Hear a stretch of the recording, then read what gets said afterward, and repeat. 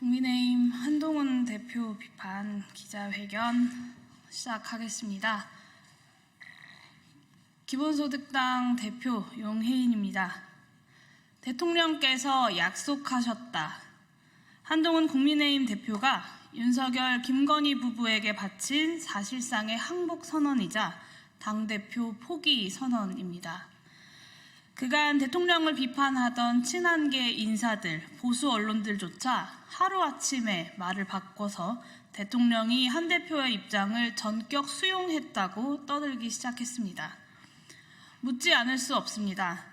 윤석열 대통령이 도대체 무엇을 수용했고 무엇을 약속했습니까?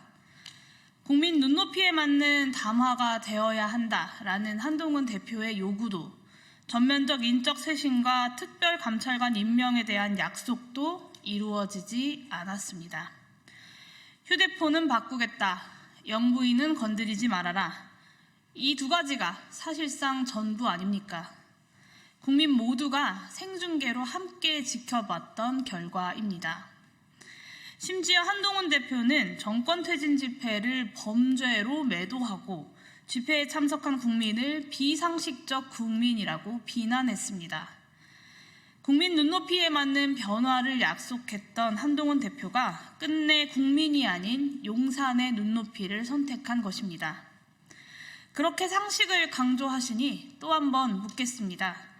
영부인의 국정농단 행위를 두고 부부싸움 좀 하겠다라던 대통령의 대답은 한동훈 대표의 상식에는 부합합니까? 김건희 여사가 본인의 공천 개입이 들통날까봐 전전긍긍했다는 명시의 자백이 공개되었는데도 대통령 부부에 대해서 수사도 못하고 있는 검찰은 상식적입니까? 한때 조선 제1검으로 불렸고 대한민국의 법무부 장관까지 역임한 한동훈 대표의 상식이 정말로 그 수준입니까? 한동훈 대표는 이미 잘 알고 있을 것입니다. 대한민국에서 가장 비상식적인 사람이 바로 윤석열 대통령이라는 것을 말입니다. 그러니 국민을 모욕해가면서까지 현실 도피를 하고 있는 것 아닙니까? 한동훈 대표가 앵무새처럼 반복하고 있는 특감 주장은 스스로 국민 상식에서 멀어지고 있다는 것만 증명하고 있습니다. 특감이 아니라 특검해야 할 때입니다. 영부인의 미래 비위가 아니라 과거와 현재의 비위를 명확히 규명해야 합니다. 한동훈 대표가 대통령의 임기를 하루라도 더 보존하고 싶다면 당대표로서 특검을 결단했어야 합니다.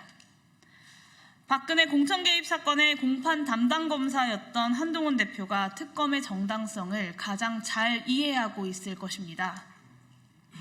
심지어 2018년 한동훈 검사는 윤석열 검사와 함께 이명박 대통령의 뇌물수수죄를 기소해 유죄를 이끌어냈습니다. 당시 재판부는 검찰의 상소를 받아들여서 대통령 후보 경선 승리부터 취임 이전까지의 기간은 대통령이 될 자의 지위이므로 공천 관련 금품 수수 시 처벌 대상이다 라고 하는 아주 상식적인 판결을 이끌어냈습니다. 저는 한동훈 검사의 그런 판단에 깊이 동의합니다.